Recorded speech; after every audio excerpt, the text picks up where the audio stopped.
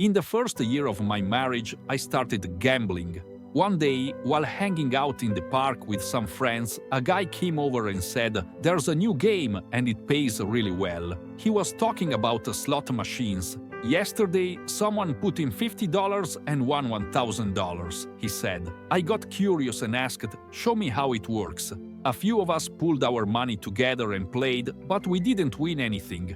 After that, gambling started coming up in conversations more and more. One night, while drinking, we decided to try again. I put in $50 and won around $400. We split the money and said, "We'll play again another time." At first, we always played together. No one had the courage to go at it alone. But over time, I started playing by myself. I thought, if I'm winning, why should I share? I'd put in $50 and win $300. I'd put in $100 and win $200. Of course, I lost sometimes, but I kept playing. I knew gambling was wrong, but I convinced myself otherwise. I told myself, I can't bring haram money into my home. So, I kept my gambling winnings separate from my salary. I covered household expenses with my paycheck, and when I ran out of money for gambling, I took out loans from the bank. For example, I'd take out a $1,000 loan, gamble with it, and if I won, I'd pay off the debt and use the extra money to keep playing. But as I started losing more, my debts kept growing and I found myself stuck. Gambling took over my life. Every day, I was playing with larger and larger amounts. When I lost, I chased my losses by betting even more. I started with $1,000, then moved to $10,000, $20,000, even $50,000.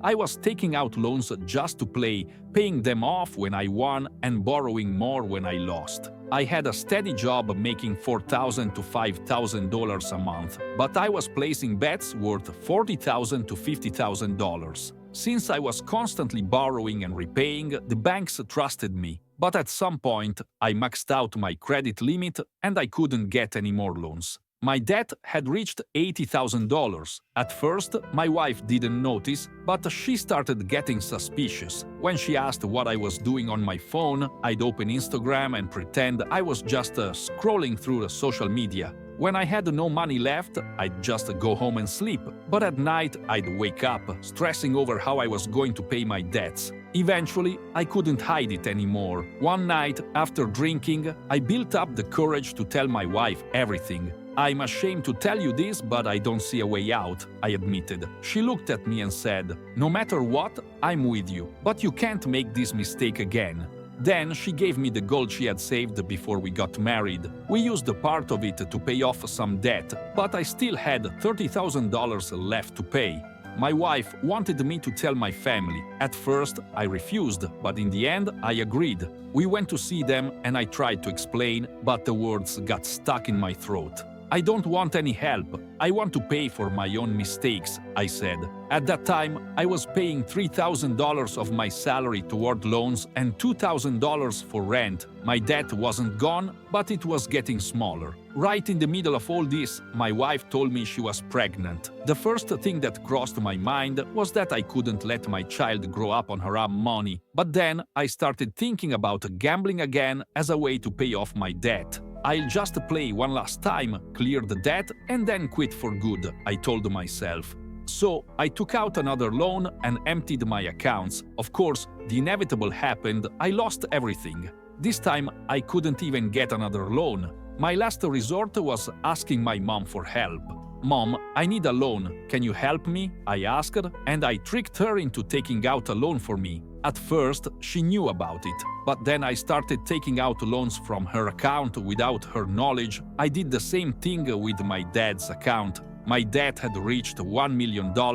I was completely trapped. I couldn't tell anyone, and I had no idea how to fix it. My child was about to be born, and I needed to get rid of this debt before then. But no matter what I did, I couldn't find a way out. I finally realized I couldn't carry this burden alone anymore, so I decided to go to my older brother. "Brother, I made a huge mistake," I said. He immediately understood. "You gambled again, didn't you?"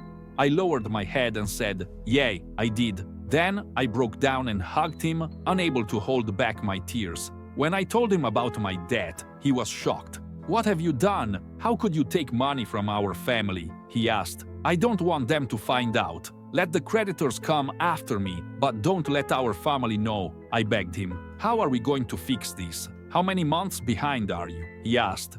2 months, I admitted. The next day, the bank called my dad.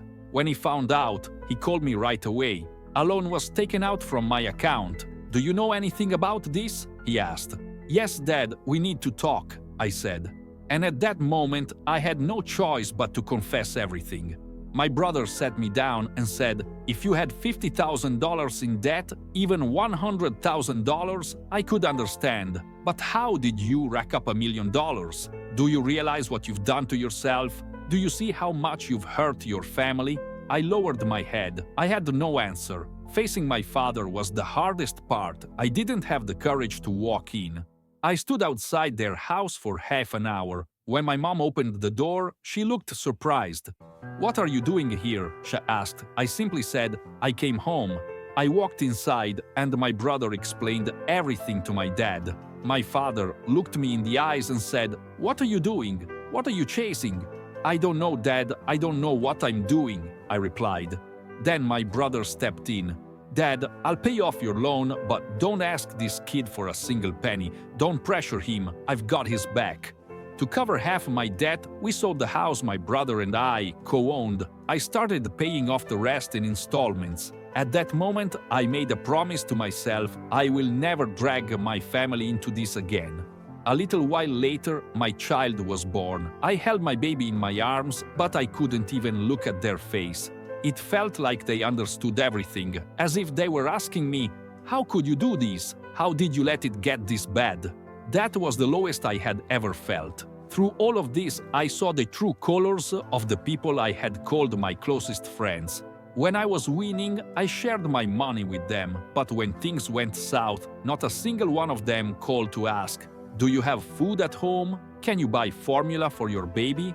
And then, after everything, they invited me out again. I was filled with anger, but I went. I was ready to say everything I had been holding inside. They asked, "How's everything going? How's the baby?" I couldn't hold it in anymore. "What kind of a people are you?" I was drowning in debt. I had to sell a house. I embarrassed my family. I had a child, and not a single one of you ever asked, "Can you afford diapers? Can you even feed your kid?" That was the moment I realized, if they weren't there in my worst moments, they didn't deserve to be there in my best. This is over. I cut them out of my life and walked away. But my journey didn't end there. I needed to rebuild myself. I quit gambling for good. Then I gave up alcohol too. I made a promise to my brother. From now on, I was going to walk a completely different path. I changed my circle of friends. I spent time with my brother, and besides him, I didn't see anyone. I didn't want to see anything that reminded me of my old life, anything that could bring gambling back into my mind. But there was always this emptiness inside me, and I realized that I had been trying to fill that void with gambling. So I started searching for ways to truly fill it. Still, sometimes life felt overwhelming, especially at work. I was paying off my debts, I had quit gambling, but my soul still felt restless. I started praying, though not consistently. One day, I went outside, but there was this heavy weight in my chest. I broke down and cried my heart out. "God, please forgive me. I know you haven't abandoned me. I just want to walk in your path. Please protect me," I begged. The regret I felt was indescribable, but from that moment on, for the first time in my life, I began to feel real peace. I was no longer afraid to face my debts or to look my family in the eyes, because I was changing. I was no longer the man who looked for escape in the wrong places. I was becoming someone who faced his struggles head-on, who took responsibility for his actions. Over time, by making regular payments, my debt started to shrink. My brother was always by my side, not to help me pay off my loans this time, but to help me start over. I completely cut ties with my old friends. I stopped going to places where they hung out, stopped talking to them altogether. At first, the loneliness was tough, but then I realized it was part of the healing process.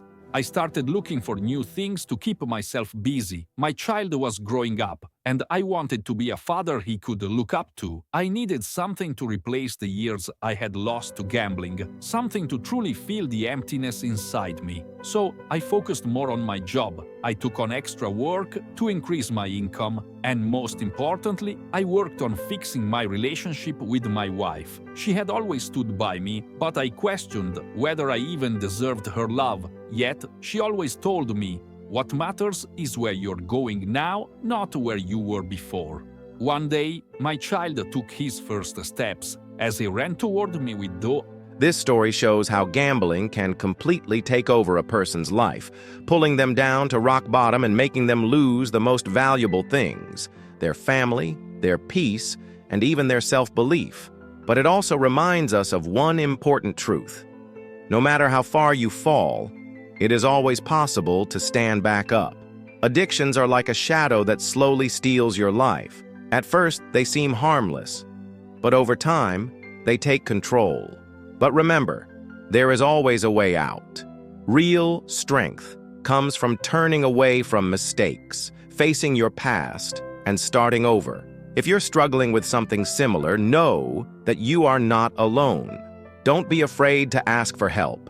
Reach out to a family member, a friend, or a professional. Because life isn't about what you've lost.